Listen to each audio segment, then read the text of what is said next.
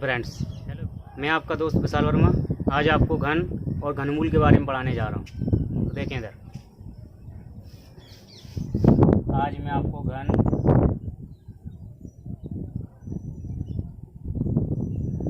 और घनमूल के बारे में पढ़ाऊँगा। घन का मतलब होता है क्यूब और घनमूल को हम कहते हैं क्यूब रूट।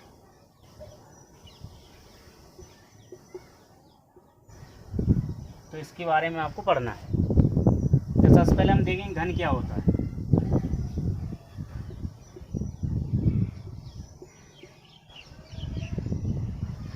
घन कहते कैसे?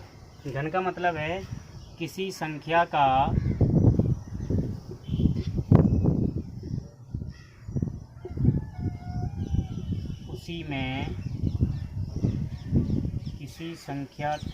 उसी में तीन बार गुणा करने पर प्राप्त गुणनफल घन कहलाता है।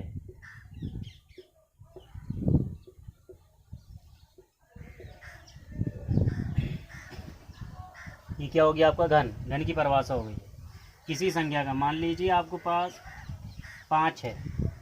अगर हम कहें 5 का घन कितना होगा तो आप क्या करेंगे? जिस प्रकार मैंने लिखा है कि 3 बार गुणा करें, यानी 1, 2 और 3 बार गुणा करने पर जो इसका आंसर निकल रहा है वो आ रहा है 125।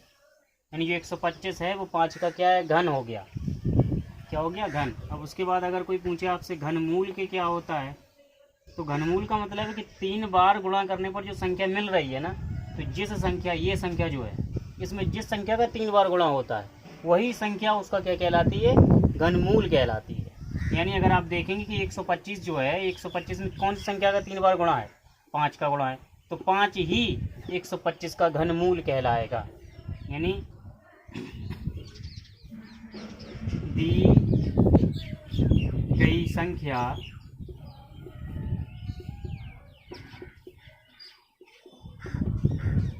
जिस संख्या के 3 घात के बराबर होती है, 3 घात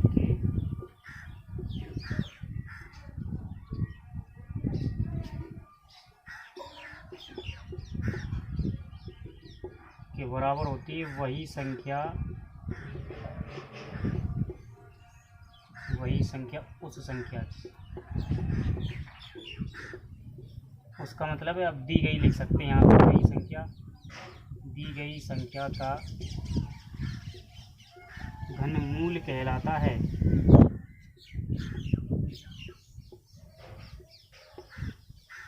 तीन घात का मतलब है, आप इसको ऐसे लिख सकते हैं, 5 की घात 3 को हम 125 लिखा है हमने।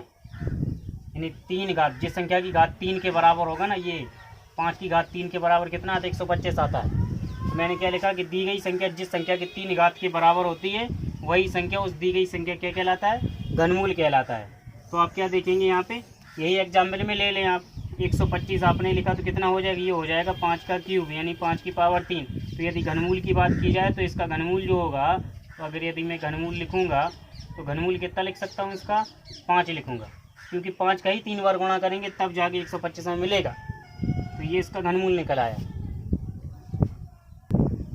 अब आप देखेंगे घनमूल निकालने की विधियाँ, एक ही विधि होती है, घनमूल निकालने की विधि।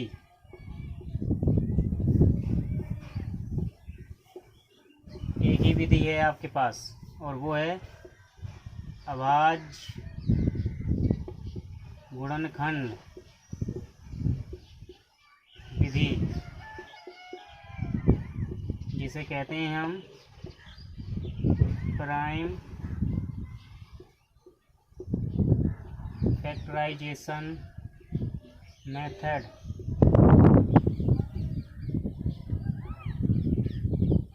केवल एक ही विधि है आपके पास, और वो कौन सी है? अभाज्य गुणनखंड विधि। इसी विधि से घनमूल निकाले जाते हैं। देखिए घनमूल निकालते कैसे हैं। मान लीजिए आपके पास एक संख्या है 1728। अब 1728 का आप क्या करेंगे, आपको इसका घनमूल निकालना। तो सबसे पहले आप करेंगे इसका गुणनखंड करेंगे। गुणनखंड किया आपने, इधर लिख देता हूँ।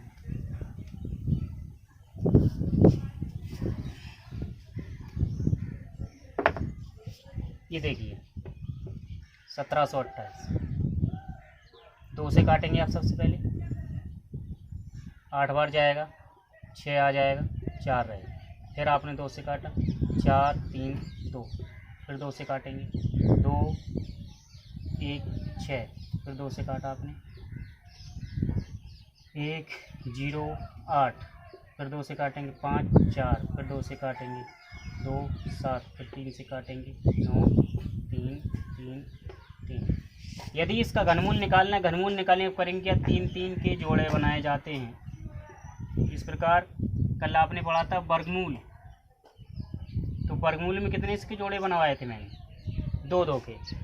और घनमूल में कितने कितने के बनते हैं, 3 3 के। तो ये आपको याद रखना है। तो घनमूल इसका कितना हो जाएगा, अगर आप लिखेंगे घनमूल कितना आएगा, 2 गुणा 2 गुणा 3 यानी 12 आ गया।